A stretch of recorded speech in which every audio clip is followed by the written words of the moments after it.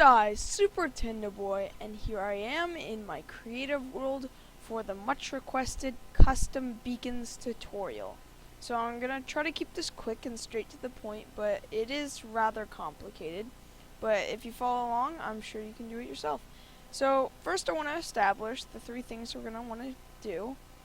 We want to make the beacon function, and create the beacon signal, which is like the beam here.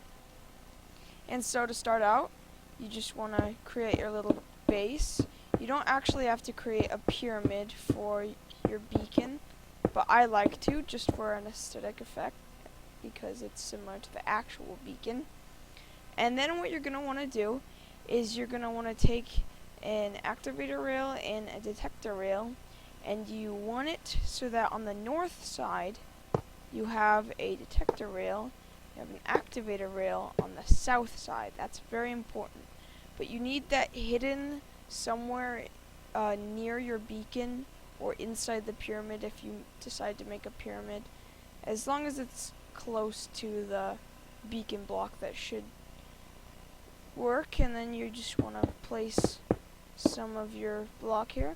I'm going to be using end stone and magenta stained glass because I want to go for sort of an end theme in this one.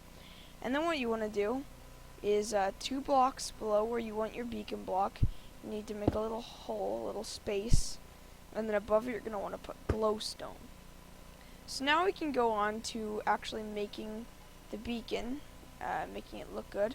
So what we're going to do is we're just going to spawn a minecart with an ender dragon egg display, and then we'll place a glowstone on top. And so how that's working is we just have it summoning a MinecartRideable in the specific coordinates that we need. It'll probably be different for you, obviously. And then we're going to want CustomDisplayTile 1, which just means that there's a custom display tile, and then you put the block ID, which can be seen right beside the item if you use F3, hold F3 and press H. And then we have DisplayData, which if there's a little number after a slash on your block ID, that's where you put that in case you want that kind of block. And then DisplayOffset is how high the block will be off of the minecart. So with all of that working together, we just pull that switch and we have ourselves a little ender dragon egg, and then we need a glowstone above it so that it still renders even when the minecart, it still renders with high lighting even when the minecart is down there, because its lighting affects that, but that doesn't really matter too much. Then we need to make the beacon function so we actually get an effect when we are near it, which what we're going to want to do for that is summon a command block minecart in between this detector rail and this activator rail, which pretty much means that the command block minecart will be constantly activated without having to actually create a redstone clock and possibly cause lag.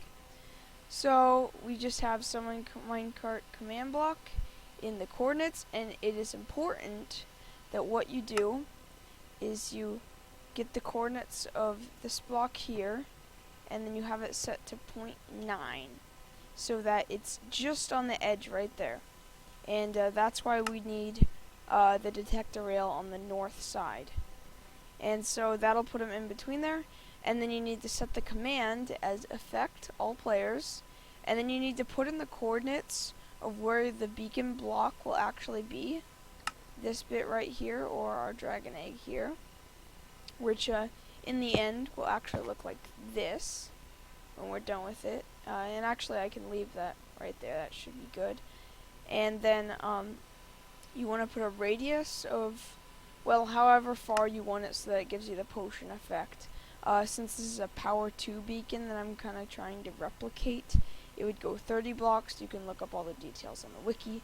And then what we're going to do is, this is the ID for the potion effect. Yeah. And then you're going to want to put 8 for the time, and then 0 is the amplifier in case you want it to be like speed 2 or strength 2 or whatever you want your effect to be. You can change that right here. You can also find the IDs of that on the wiki. And then finally, we have creating the beacon signal. So, let me just demonstrate that last bit. See, now I get the effect, and then when I get over 30 blocks away, that should wear off. There we go, perfect. Okay, so now we need to create the beacon signal. Though this is where the line gets a little vague. It honestly depends on what theme you're going for. If you're doing this in the 1.8 snapshot, you can use the /particle command, and I don't know, I might do a video on that later, which the particle command just allows you to take particles that exist in Minecraft and put them wherever you want. In my example for my custom beacons video, I just had a bunch of blazes stacked on top of each other, which you can just look up how to do that. And then they all had invisibility and were blocked in by invisible walls, which were pretty much just the bottom halves of iron doors. Once again, you can look that up. This is all stuff that you can find and I've researched. And then over here we have creating the beacon signal. Let's just get on with it. We are going to create another command block minecart in there with our coordinates set to 0.9, so MinecartCommandBlock. This time the command's going to be summoning a ThrownEnderpearl at the coordinates of the beacon. And pretty much that's a little trick that you can use where if you summon a ThrownEnderpearl, then you can kind of see it falling there. Since it isn't specific to a player, it won't teleport anyone, and it'll just constantly create this little particle effect. And as you can see, it's kind of sticking out of there. So what we can just go ahead and do is we can set this to 53 and get rid of that, and just do it again. And then as you can see, we can't see the ender pearl at all now. And then we can just go ahead and cover this all up. And as you can see, we can't place blocks where the command block minecarts are, so we'll just have to destroy them real quick. Put the blocks back in. And then we'll just... Oh, whoops. Sorry about that. We're just going to want to set that to 52, I think, actually. There we go. And there we go. We got that working. And then we have that there. And there we go. We got our little end beacon. If you have any questions on how to make a different kind of beam, or if there was anything that you don't think I explained in depth enough, just tell me in the comments below. And I'll catch you guys later. Thanks for watching.